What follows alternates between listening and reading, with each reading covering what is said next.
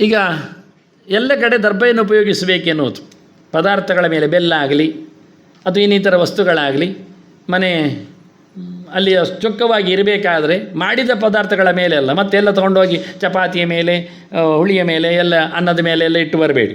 ಇದು ರಾ ಮೆಟೀರಿಯಲ್ಸ್ಗಳ ಮೇಲೆ ಪಾವಿತ್ರಕ್ಕಾಗಿ, ಪವಿತ್ರಂ ವೈ ದರ್ಭಾಹ ಅಂತ ವೇದ ಬ್ರಾಹ್ಮಣಗಳೆಲ್ಲ ಹೇಳುತ್ತವೆ. ಆನಂತರ ವಿಷ್ಣೋರ್ದೇಹ ಸಮುದ್ಭೂತಾ ಕುಶಾಹ ಕೃಷ್ಣತಿಲಾಸ್ತತ ಮತ್ಸ್ಯಪುರಾಣದಲ್ಲಿ ಹೇಳ್ತಾರೆ, ಅದು ವಿಷ್ಣುವಿನ ವರಾಹನ ರೂಪದ ದೇಹದಿಂದ ಹುಟ್ಟಿದ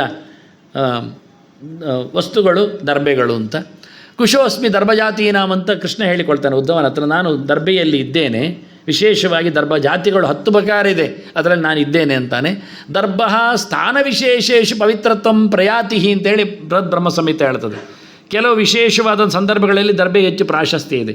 ಗ್ರಹಣ ಕಾಲದಲ್ಲಿ ಅದನ್ನು ಉಪಯೋಗಿಸಿಕೊಳ್ಳಲಿಕ್ಕೆ ಬರ್ತದೆ. ಪದಾರ್ಥಗಳ ಮೇಲೆ ಹಾಕಿದರೆ ಅದರ ಎಫೆಕ್ಟ್ ಆಗುವುದಿಲ್ಲ. ಅದನ್ನು ನಾವು ಕಲೀಲಿಲ್ಲ, ನೋಡಲಿಲ್ಲ. ತುಳಸಿಯಲ್ಲಿ ಸಾವಿರಾರು ವೈಜ್ಞಾನಿಕವಾದ ಅಂಶಗಳ ಚಿಂತನೆಗಳು ಇವತ್ತು ಆಗಲಿಲ್ಲ, ಉಪಯೋಗಿಸಿಕೊಡುತ್ತಾರೆ ಆಯುರ್ವೇದದವರು. ಯುರಾನಿ ಪದ್ಧತಿಯಲ್ಲಿ ಅದೂ ಇಲ್ಲ, ಕಮ್ಮಿ ಆಗಿದೆ. ಹಾಗೆ ದರ್ಬೆಯ ಬಗ್ಗೆ ಇವತ್ತು ಆಗಲಿಲ್ಲ, ಎಷ್ಟು ಮಹತ್ವ ಉಂಟು ಅಂತ. ಅದ್ಭುತವಾದ ಕೆಲಸ ದರ್ಬೆಯಲ್ಲಿದೆ ಅಂತ ನಾನು ಕೆಲವು ವಿಷಯಗಳನ್ನೆಲ್ಲ ಸಂಧ್ಯಾ ಸಮೀಕ್ಷೆಯಲ್ಲಿ ಕೊಟ್ಟಿದ್ದೇನೆ ಆಸನದ ಬಗ್ಗೆ ಮಾತಾಡಿದಾಗ. ಹಾಗಾಗಿ ಕುಶಮೂಲೆ ಸ್ಥಿತೋ ಬ್ರಹ್ಮ, ಕುಶ ಮಧ್ಯೇತು ಕೇಶವ, ಕುಶಾಗ್ರೆ ಶಂಕರಂ ವಿದ್ಯಾ, ಸರ್ವೇ ದೇವ ಸಮಂತತಃ ಅಂತ ಪದ್ಮಪುರಾಣದಲ್ಲಿ ದರ್ಬೆಯ ತುದಿ ಮೊದಲು ಕಡೆಯಲ್ಲಿ 3 ಜನರ ಮತ್ತು ಎಲ್ಲ ದೇವತೆಗಳ ಆವಾಸವನ್ನು ದರ್ಬೆಯಲ್ಲಿ ಹೇಳ್ತಾರೆ.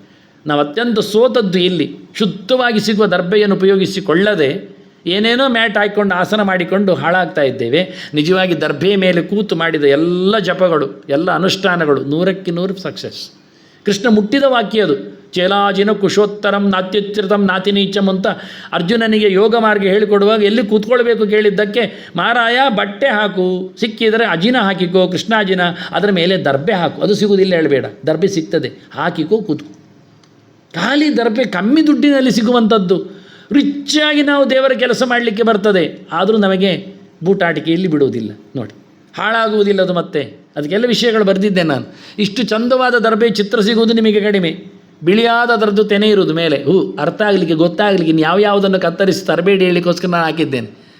ಆ ಕುಶ ಅಗ್ರದಲ್ಲಿ ಶಂಕರ ಇದ್ದಾನೆ, ಶಿವಪ್ಪ ಬರ್ತಾನಲ್ಲಿ ತುದಿಯಲ್ಲಿ. ಮತ್ತೆ ಕುಶಾಹ ಕಾಶಾಹ ತಥಾ ದೂರ್ವಾಹ ಯವಪತ್ರಾಣಿ ವ್ರೀಹಯ ಬಲ್ವಜಾಹ ಪುಂಡರೀಕಾಶ್ಚ ಕುಶಾಹ ಸಪ್ತ ಪ್ರಕೀರ್ತಿತ.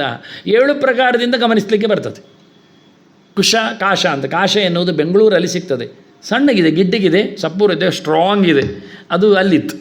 ಇಲ್ಲೆಲ್ಲ ದರ್ಬೆಗಳೇ ಜಾಸ್ತಿ ಬರುವಂಥ ದರ್ಬೆಗಳು, ಕುಶಗಳು ಇಲ್ಲಿ ಸಿಗ್ತವೆ ಕರಾವಳಿಯಲ್ಲಿ, ಇದೆಲ್ಲ ಸಮುದ್ರ ಬದಿಯಲ್ಲೆಲ್ಲ ಸಿಗುವಂಥದ್ದು. ಮತ್ತು ದೂರ್ವವೇ ಆಗ್ತದೆ ಕೊನೆಗೆ, ಗರಿಕೆಯು ಒಂದು ಲೆಕ್ಕಾಚಾರದಲ್ಲಿ 7ರಲ್ಲಿ. ಆದ್ದರಿಂದ ಕೃಷ್ಣ ಹೇಳುವಾಗ ದರ್ಭ ಜಾತಿ ನಾಮಂದತ್ತು. ಈ ಜಾತಿ ದರ್ಬೆಗಳಲ್ಲಿ ನಾನು ಕುಶ ಎನ್ನುವುದಕ್ಕೆ ಹೆಚ್ಚು ಒತ್ತು ಕೊಟ್ಟಿದ್ದೇನೆ ಅಂತ. ಆದ್ದರಿಂದ ಕೃಷ್ಣ ಹೇಳುವಾಗ ಚೇಲಾಜಿನ ಕುಶೋತ್ತರಂ ಅಂದ, ದರ್ಬೆ ಶಬ್ದ ಹಾಕಲಿಲ್ಲವ. ಇದು ಗಮನಿಸಿ, ಅವನ ಮಾತು ಶಬ್ದವನ್ನು ಹಿಡಿದಿರ್ತಾನೆ. ವಸ್ತುವನ್ನು ಹಿಡಿಯುತ್ತಿಂದ ಮೊದಲು ಶಬ್ದದ ಮೇಲೆ ಅವನು ಗಮನ ಕೊಡ್ತಾನೆ. ಯಾವುದು ನೆಲದಲ್ಲಿ ಕೂತಾಗ ನಮಗೆ ಸುಖ ಕೊಡ್ತದೋ, ಕು ಅಂದರೆ ಭೂಮಿ, ಕುಜ ಅಂದರೆ ಭೂಮಿ ಮಗ, ಕುಜ ಅಂದರೆ ಕು ಅಂದರೆ ಭೂಮಿ, ಭೂಮಿಯಲ್ಲಿ ಶ ಅಂದರೆ ಸುಖ. ನೆಲದಲ್ಲಿ ಕೂತರೆ ಸುಖ ಕೊಡುವ ಸಂಗತಿ ಅಂದರೆ ಕುಶ, ದರ್ಬೆ ಅಲ್ಲ.